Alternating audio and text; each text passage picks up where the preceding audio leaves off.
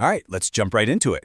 Today, we're tackling a massive decision that so many 12th graders find themselves agonizing over. If you're someone who is passionate about design, innovation, and infrastructure, you're probably staring down two very distinct paths: architecture and planning. But what actually separates a Bachelor of Architecture from a Bachelor of Planning? Well, in this explainer, we're going to demystify these two incredible degrees. We'll be zeroing in on the core differences between them so you can make the absolute best, most informed choice for your future. To kick things off, humor me for just a second. In your mind's eye, I want you to zoom all the way in on a beautifully designed, super functional modern house. Really notice the materials, the structure, the way the light hits it. Okay, got it? Now, zoom out. Keep zooming out until you see the entire neighborhood, the road networks connecting to the downtown area, the public transit systems, the parks, and even those invisible zoning lines separating residential from commercial areas.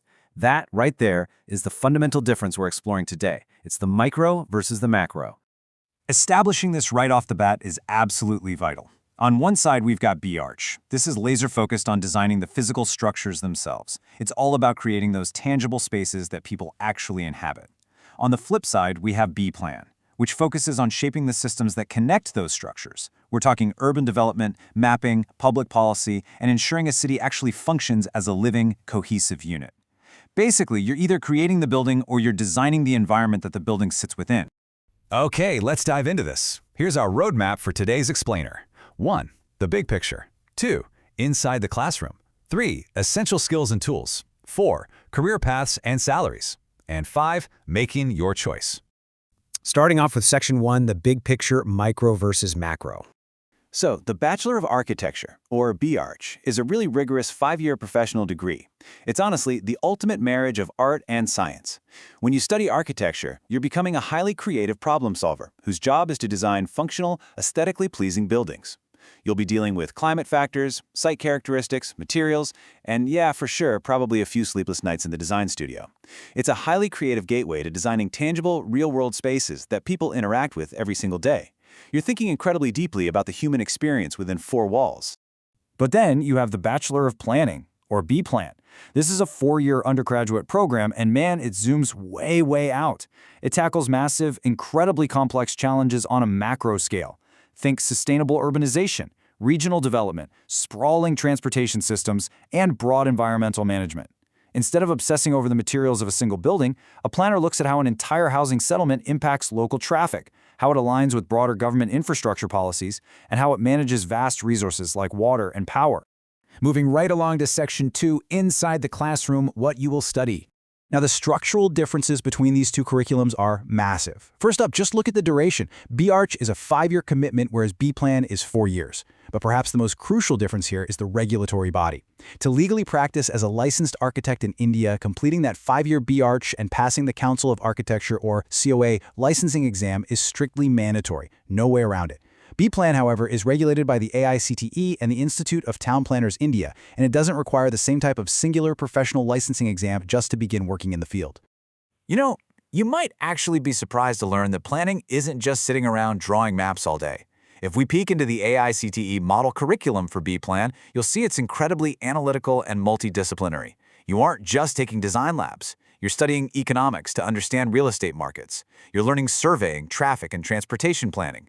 You dive heavily into geoinformatics and data. But you also study sociology to really understand human communities, and law to grasp planning legislation and public policy. It's this incredibly unique, powerful blend of geography, policy, and hardcore data analysis.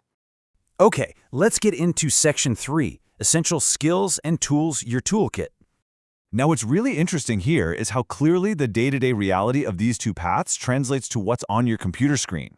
As an architecture student, your screen's going to be filled with 3D models and blueprints. You are mastering AutoCAD, Revit, and SketchUp to bring physical structures to life visually. But as a planning student, you're dealing with spatial data analysis and mapping. You're mastering geographic information systems like ArcGIS and QGIS, alongside a heavy use of Excel for statistical and quantitative methods. It's essentially visual design versus spatial data. And this translates directly into totally different soft skills. I want to share this grounded, real-world insight from a student forum on Reddit. One user pointed out that B.Plan actively teaches research, public speaking, and the financial and social aspects of real estate. They even argued it can be less stressful and more engaging than B.Arch. largely because planning often relies a bit more on objective data rather than the highly subjective, intense design critiques you get in architecture studios. And this is a huge takeaway. Planning builds incredible corporate soft skills and provides a massive foundation if you ever want to enter the business, financial, or developmental side of real estate. All right, the part everyone always wants to know about. Section 4, Career Paths and Salaries. Show me the money.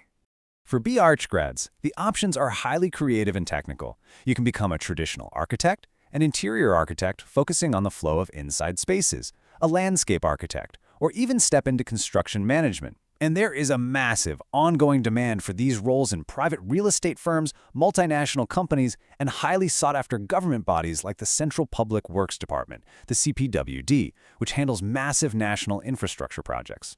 B.Plan graduates, on the other hand, step into roles that manage growth. You're looking at careers as an urban planner, a transportation planner, a policy advisor, or a GIS specialist. And let me tell you, the demand here is literally exploding. Massive government initiatives like the Smart Cities Mission and the AMROOT Urban Renewal Scheme are driving a huge need for data-driven planners who can organize our rapidly expanding urban landscapes.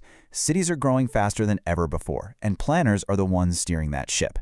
So let's break down the financial realities using some data from AmbitionBox. When we look at starting base salaries, we see something kind of fascinating. Entry-level architects often start around 2.5 lakhs per annum, or LPA, and interior architects around 3.0 LPA. Meanwhile, entry-level urban planners often see a slightly higher base average, starting around 4.2 LPA. Now, it's super important to note that both fields have huge top-end potential as you gain experience. Architects, especially, can scale incredibly high financially if they start successful independent firms. But planners often enjoy a slightly stronger floor right out of the gate in corporate or government roles. Which brings us to our final section. Section 5, Making Your Choice. Which one are you? I want to ask you directly, which one are you? When you encounter a complex problem, does your brain immediately start sketching out a visual solution, or do you start gathering data to understand the underlying systems at play? Are you more of a visualizer, or are you an analyst? The absolute core point of this explainer is this. You have to choose the degree that naturally matches your inherent inclinations, and you should feel completely confident in whichever path fits you best. If you have a flair for creativity, you love drawing, and you're deeply passionate about creating physical, tangible spaces, B.Arch is definitely calling your name. But if you're fascinated by geography, you have strong analytical skills, you love diving into data, and you want to influence public policy and large-scale systems, then B.Plan is going to be incredibly fulfilling for you. Beautiful spaces or better functioning cities, both are absolutely critical to the future of our world, and both offer amazing, truly impactful careers. So I'll leave you with this final thought to ponder as we wrap up. Will you be the one to design the spaces we live in, or will you shape the systems that connect our future? The choice is entirely yours. Thanks so much for tuning in to this explainer, and we'll see you next time as we decode another big topic.